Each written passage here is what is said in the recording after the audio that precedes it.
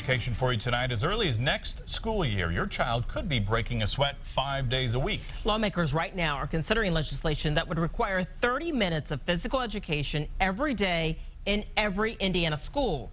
It's an idea with lots of support, but just as many concerns. RTV6's Ann Kelly explains.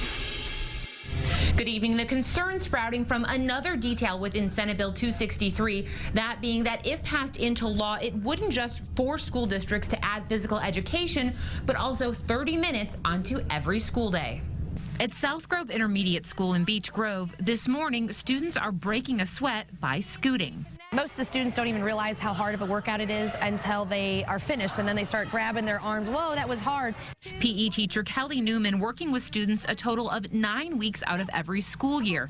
But she says doing this every day, it would only help students. It helps their brain to get the nutrients and the oxygen that it needs to learn what the teacher's teaching. It also helps to actually calm their muscles so they can focus.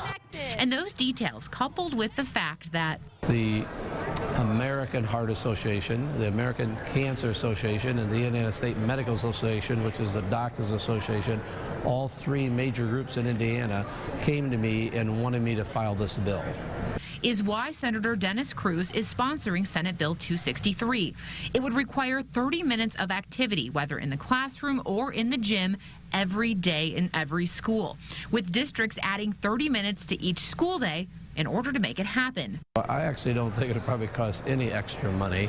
And that's where the concerns come in. South Grove Intermediate Principal Tanya Reed says this plan will cost money. Adding 30 minutes to the school day is not as easy as it sounds, because it requires having teachers here longer, which means you have to pay them. Her concern, forcing this requirement on schools without adding funding, will just lead to arts programs or auxiliary staff being cut. You don't have to increase the school day to get activity time if when children got home at night, parents turned off the TV and required them to go outside to play. It's just putting more back on schools that parents should be doing.